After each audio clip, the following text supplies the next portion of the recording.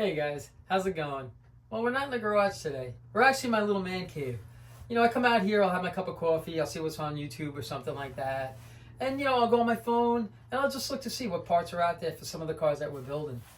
I was actually in the garage today. I was doing a couple little projects. I'll show you that tomorrow. I don't want to post it today. I'll post that tomorrow because every Friday I want to just post some of the cars that I've done in this little garage. So here's a few cars here I want you to take a look at. I have some interesting stories on some of these cars that I picked up. Take a look at this car here. One day I get up and I do what the car guy does. I go online, I start to look for some of the parts that I need, and I come across a 12-bolt rear that I was looking for. But it was in a car. I didn't want the car, I just wanted the rear. So I called the gentleman up because I purchased cars from this gentleman before. I bought the car in Connecticut. So I go and look at the car.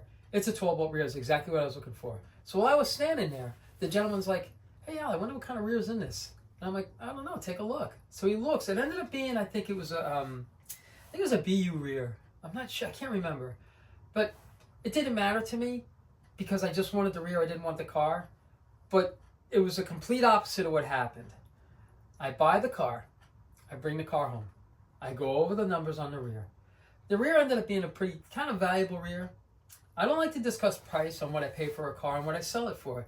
I kind of keep like if you were to purchase a car from me, I kind of keep your privacy as yours. I don't tell everybody. But this car, I have to tell you what I paid for it because it's all part of the story. So I work out a deal with him. I get the car for $4,500 with the rear. That's all I wanted. So the way I looked at it, I had a 10-bolt rear. I was going to buy the car, take the 12-bolt rear out of it, put a 10-bolt rear in it, and keep the 12-bolt rear for another project that I was working on. That didn't happen. What I ended up doing was I took the rear out. I sold the rear for $4,500. I paid $4,500 for the car. So I basically got the car for free. But what I didn't tell you is the car came with a big block. The guy didn't know whether it ran or not. So I bring the car home, I put it in the garage, and I step back. And I do this with all the cars that I buy. I'll step back, I'll scratch my head and go, what am I going to do with this car? And then the light bulb went off like usual. So the light bulb's always going off. It's like, you got to build this car. So I was going through the car, I was looking at it, I'm like, this could be a really nice car. So what I had done was I took the rear out and I sold it. I sold the rear for $4,500. I paid $4,500 for the car, so I basically got the car for free. It came with a big block that we weren't sure what was going on with it. And it had a turbo 400 tranny in it as well. So this is what I had done. I took the rear out, like I say, I sold it. Put the 10-bolt rear in it, and I took it straight over to Mr. Wilson's house. I said, can you do me a favor, see if you can get this car up and running and driving? So sure enough, he gets the car up and running and driving. So while he's got it, he's like, Al, he's like, why don't we just throw a rally sport package in this car? He's like, everything's all open here. It's like, it'll be a nice big block rally sport car. I said, all right, let's do it. So let me show you what happened from a car that I just wanted the rear and didn't want the car. Let me show you what happened to this car. Here we go.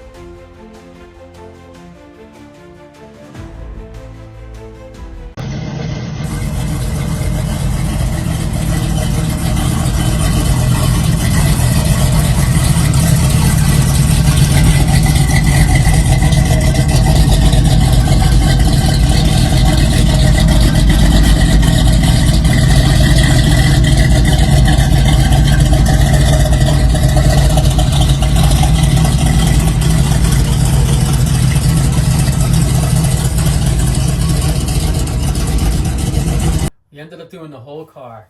We did the interior. I put a new top on the car. I just went through the whole car. It had a new exhaust system. I didn't put headers on that car. It had stock exhaust manifolds on it. It was a neat little car. And this was a car that I never planned on putting together. I just wanted the rear end from the car. And I'm looking at it, I'm like, it's a shame because this car, it looks a lot worse than what it is. And it really wasn't that bad. And I had most of the parts to put it together. Just through the years, like I tell you guys, through the years, I acquired so many parts for these cars that now I'm just looking to get rid of the parts on cars.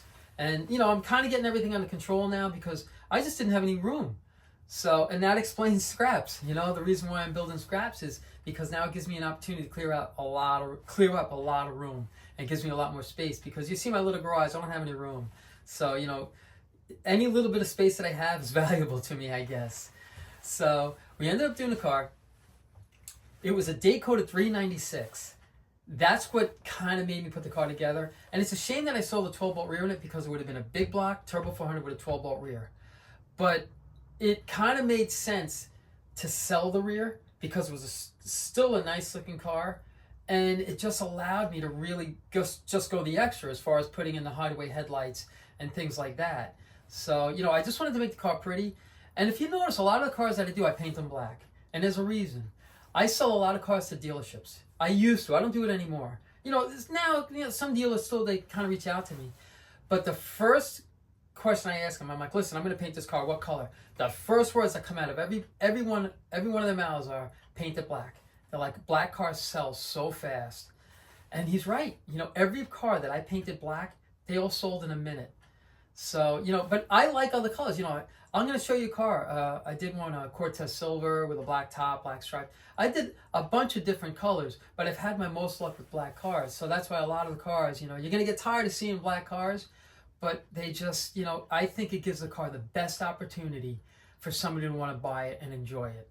So, that car ended up being, it took us probably about 6 months to build that car from start to finish. Mr. Wilson and I, when we got together, we could build cars very, very quickly. And I always just tell him when I first met Mr. Wilson, he's like, oh, Al, he's like, bring him over here, I'll take care of it. And I would tell him all the time, I go, Mr. Wilson, I could be a little overwhelming. I'll line your driveway up from the front to the back. So, and I actually did it one time. I think at one time we had about 22 of these cars. So we had a lot. So now you can see, I've done a lot of these cars, and by no means am I an expert. I'm no expert in any of this. I'm just like you guys, just trying to put a car together in a garage and just having fun doing it, it's not always fun. Sometimes it's super aggravating, but when it gets to that point of it being aggravating, I just walk away from it. I'll work on another little project, or if I'm doing body work, I'll just leave the body work. I'll go into the mechanical part of it. I'll put a radiator in or an exhaust system or something, just to take a breather from the same grind of either cutting, welding, body filler. I just like to flip-flop a little bit, and you'll notice that I bounce back and forth a little bit. And that's just to keep me entertained and keep me moving, because I lose focus. Like I say all the time, I'm like a puppy. I lose my attention span like that. It's squirrel. It's terrible. So, but I just wanted to show you that car. That was a very interesting car. And I remember when he looked at the serial number on the rear, he looked at me. And he said, oh, I guess it's too late to renegotiate a price. And I said, it sure is. I said, the car's on my trailer and I already paid for it. So, it kind of took me back by surprise a little bit because I bought cars from him before. To have him say that to me was kind of surprising. But he knew the value of the rear. And, it worked out good. And it ended up getting that car, which I would have just pushed down the road and somebody else probably would have had it sitting in their yard, rotting away to nothing. So, it's good that it worked out good. I didn't get the rear that I needed. I eventually got a 12-bolt rear, but not out of that car. That car helped me just get that car done with a little bit of extras, as far as, like I say, the hideaway headlights, the brand new BFGs and things like that, So it really kind of helped the car. And it's funny because I talk about dealerships. There's dealerships that they would pay me to go get a car for them. And I'm going to show you. It's crazy. I have a lot of stories. I'm going to show you a picture of two cars. The first car I'm going to show you is a little box Nova. And the next car I'm going to show you is a Mustang convertible. They were both, one was in Connecticut and one was in Massachusetts. The box Nova was in Connecticut. So a dealer paid me to go to Connecticut to go look at a car. It ended up being a mess. It wasn't worth, he gave me money to go get it. When I got there, I called him. I said, listen, you're not going to want this car. This car it's not as he described it. This car is pretty bad. So he says, forget it, I'll leave it. And I always say, I'd rather leave a problem than to try to sell a problem. So I left the car. So there I am in Connecticut with the cash that he gave me to go get that car, with a trailer with nothing on it. So I immediately went on my phone and I started looking to see what was around in Connecticut. And I came across this car right here. Take a look at it.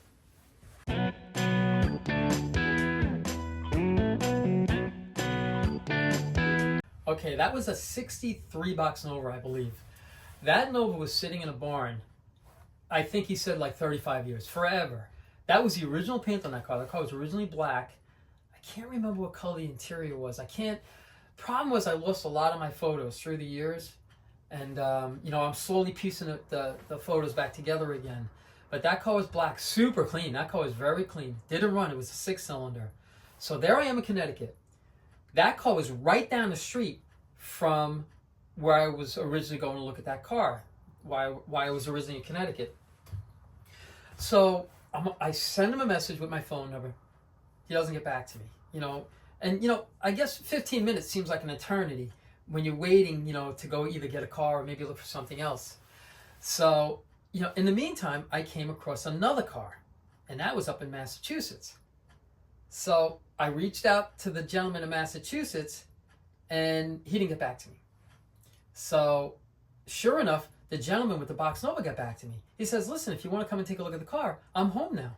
It was literally right down the street. I don't think it was 2 miles away from where I originally was. So I drive down the street. I look at the car. I loved it. I loaded up on a trailer, and I send a picture of it to my buddy. So now I'm in Connecticut. I send a picture to my buddy who's on Long Island. So my buddy's like, Al, I want the car. And I'm like, well, I'm in Connecticut right now. He's like, well, when can you be back on Long Island? He's like, I'll come and get the car right now. So I go from Connecticut. I drive back to Long Island. My buddy meets me in front of my house with his trailer. We all offload the Nova from the trailer from my trailer onto his trailer. The same time as I'm offloading it, the gentleman with the Mustang calls me. He says, listen, I just got your number. And he's in Massachusetts. He's like, come and take a look at it. He's like, I'd just like to get rid of the car. Tell me what you think of it, you know, and you know, if you want to work out a price, we can work out a price. I'd really like to see the car go. It ended up being a convertible Mustang. I think it was an original 8-cylinder car. I guess it's considered maybe an A code maybe, or a K code. I'm not really sure. I'm not a big, like I said, I'm not a big Mustang guy. Even though I'm going to build one, I'm not a big Mustang guy, but I've always liked them. I never looked into like K codes or T codes. I know it's a 6-cylinder, things like that. I never really looked into it. I look at a car, I like it, I like it. So here we go. So I offload the car, the Nova, from my trailer onto my buddy's trailer. I jump back in my truck and I drive to Massachusetts. This is all on the same day. I drive to Massachusetts. I don't get there till late at night. I end up buying this car, and it ended up being a really, really good car. So what I had done was I took pictures of that car. And that car I sold before I even got back to Long Island. Take a look at this car.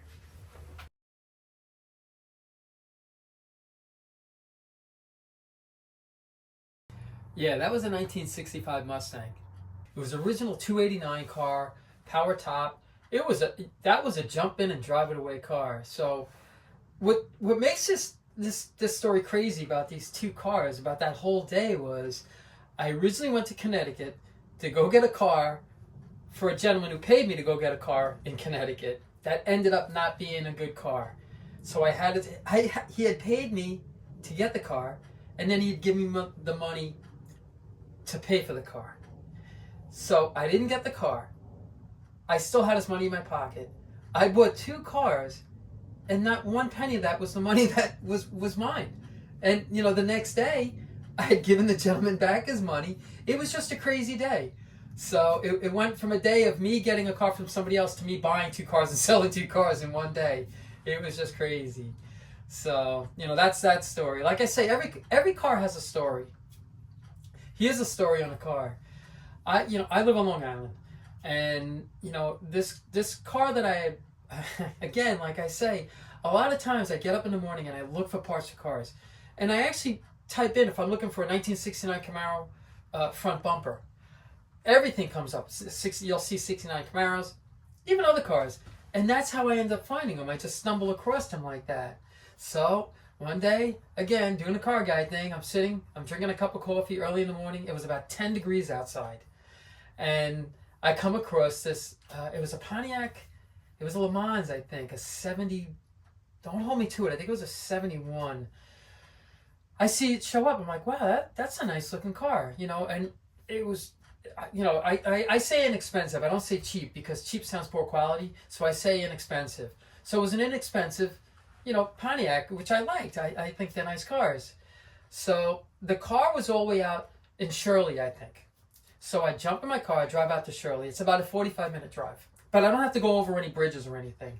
And if anybody knows me, I don't like bridges. So most of the cars, if I go look, like I say, I don't really hunt for cars anymore. I really don't. Every now and then I'll grab cars, like somebody will call me out, I got this car, and I'm like, all right, you know, that's how I usually find them now.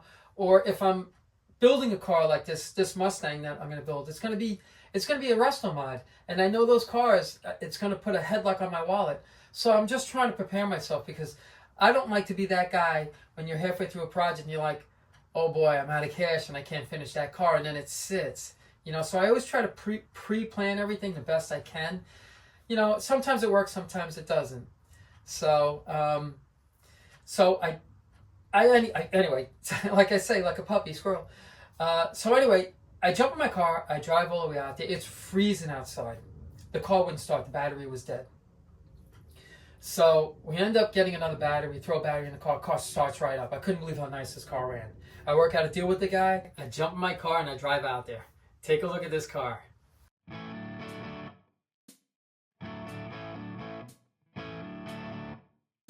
I put the car on that black trailer. And if you look at that black trailer and look at the other cars in this video, it's all the same trailer.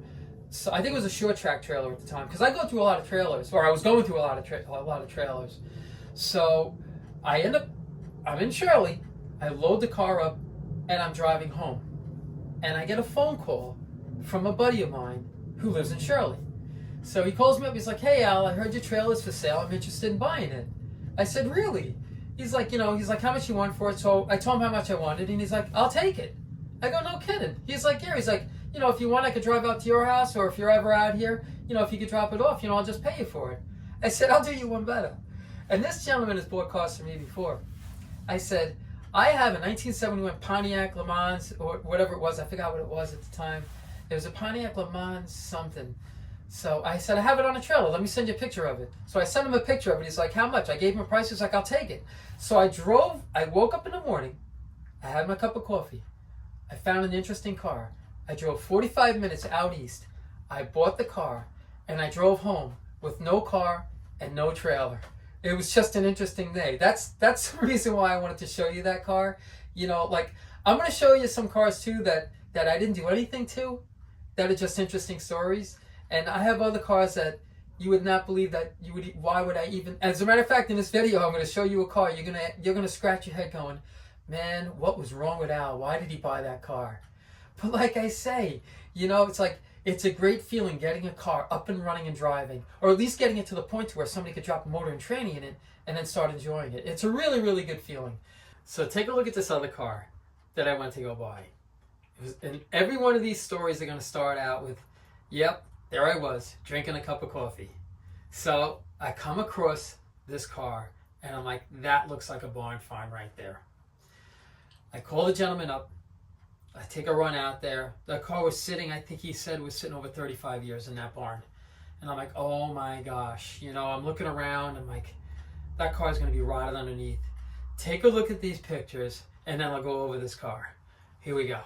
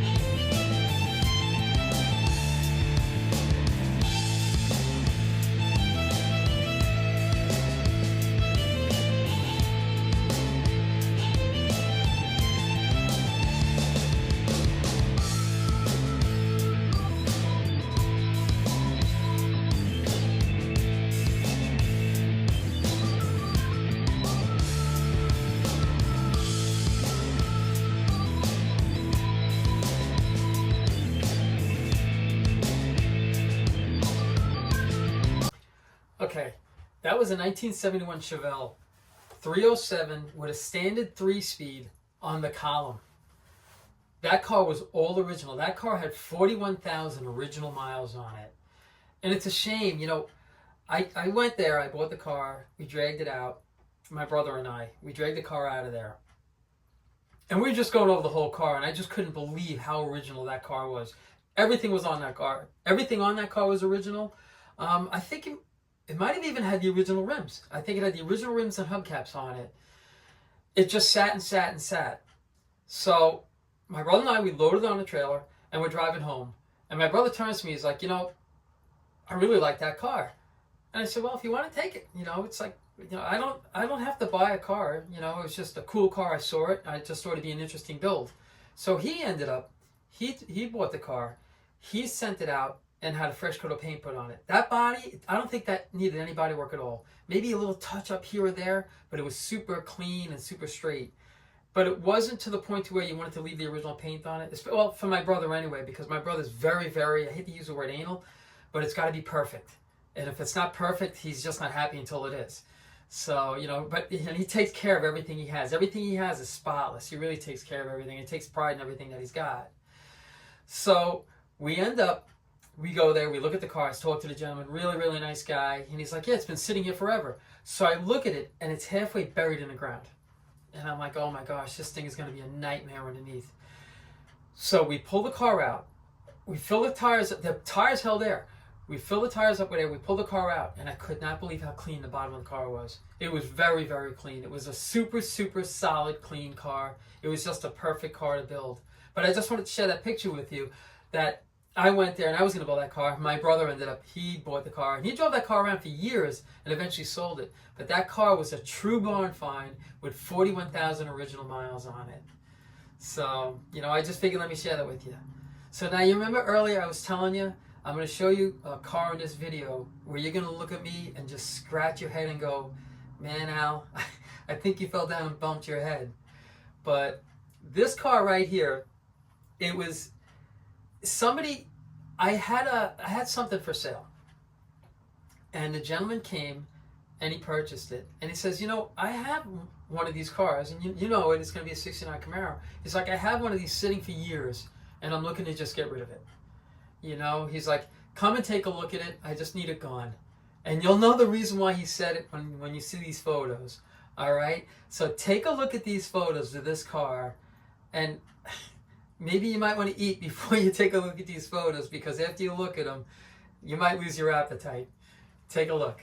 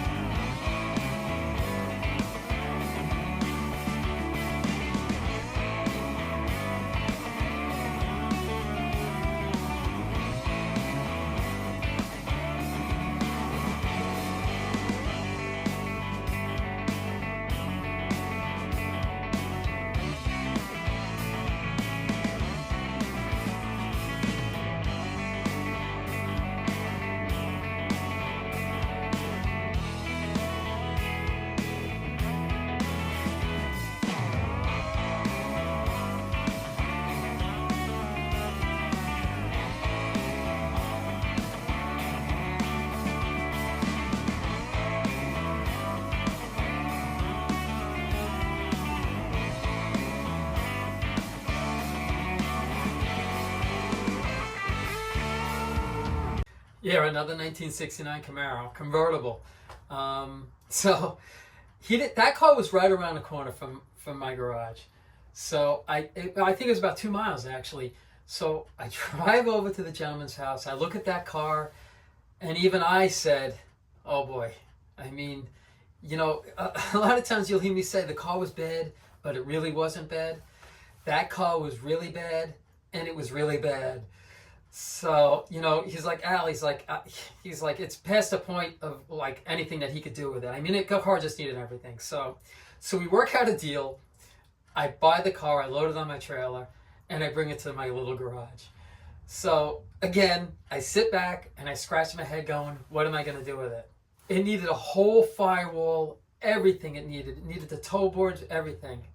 But I had it all just from other parts of, parts that I'd gotten from other cars that I bought. And I never in a million years ever thought that I was going to need the cowl panel and everything. That sat probably in my attic. It probably had 2 inches of dust on it. That's how long, it sat. So I looked at the car and I'm like, nobody in their right mind would want to put that car together unless you have the parts. And I had them. So that car was just labor. So I had to decide on what I was going to do with it. That car, to me, it was just so bad, it would have just burnt me out. So I stepped back, I look at it, and I said, I'm just going to get this car to the point to where somebody can drop a motor and tranny in it and finish off the interior. And that's what I did. I put a whole new floor pan in the car, trunk pan, quarter panels, cowl panel, everything. I changed the whole sheet metal. I added the sheet metal nose. I don't think that was new. Those I think were just from parts that I had. They were probably in like new condition, but just again, they were just more parts that I had. So that car was a mess. It really was. It was convenient because it was right around the corner, and it gave me the opportunity to get rid of parts that I never thought I'd get rid of. So that car was sold as a roller. But I just had to show you that car and how bad that car was. That car was so bad. So now I'm going to show you another car. This is the last car I had to show you. This is a 71 Chevelle. I buy, through the years, I've met a lot of people to where I buy a lot of cars from them, sell a lot of cars. We buy it back and forth. It's like a little circle, I guess, When I used to do it, and I really don't do it now. And you wouldn't think so by all the cars that you see me buying.